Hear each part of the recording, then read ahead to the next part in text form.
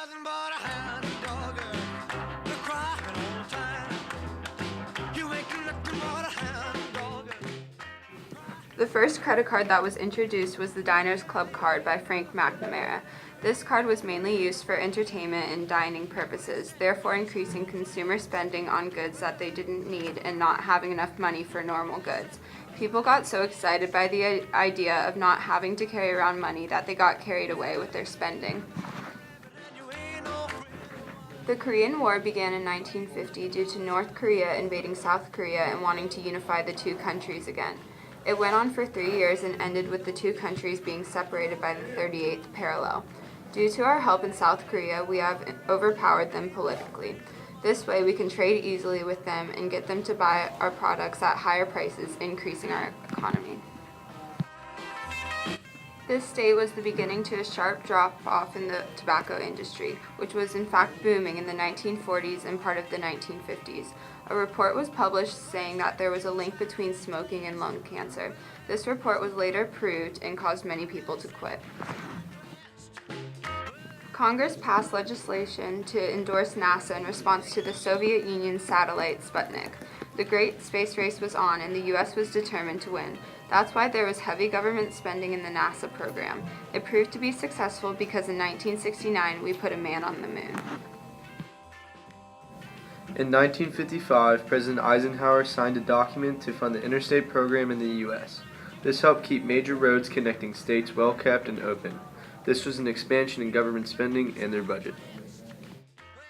Montgomery bus boycott started on December 5, 1955 and ended on June 5, 1956.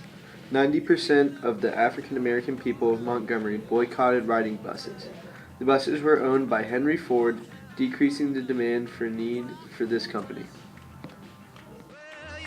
After World War II, a large amount of the U.S. male population returned home. After being away for an extended period of time, there was a large increase in birth rates after these soldiers returned home. This caused a major increase in spending at hospitals and various stores to provide for the children. The baby boom caused much inflow to the economy.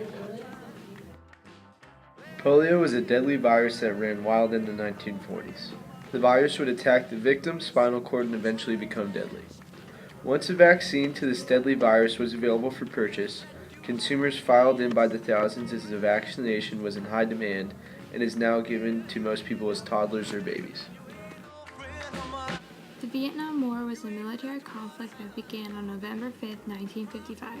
The conflict was between North Vietnam, which was supported by China, and South Vietnam, which was supported by the United States.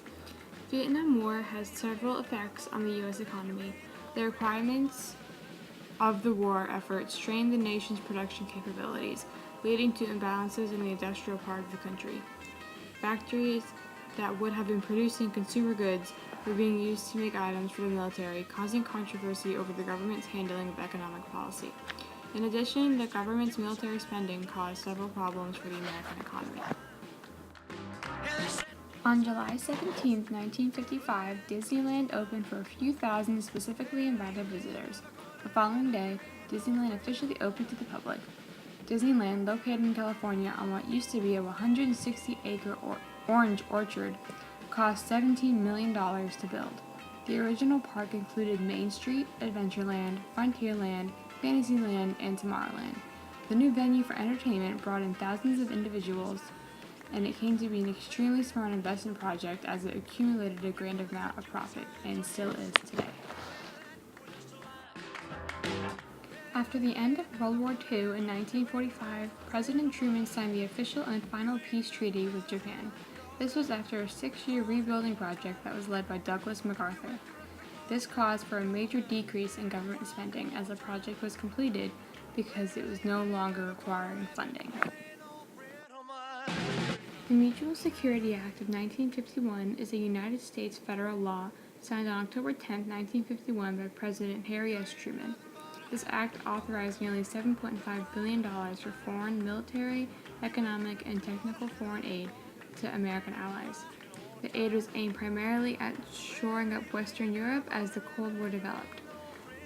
The act also abolished the Economic Cooperation Administration, to manage the Marshall Plan and transferred its functions to the newly established Mutual Security Agency. For just a ride.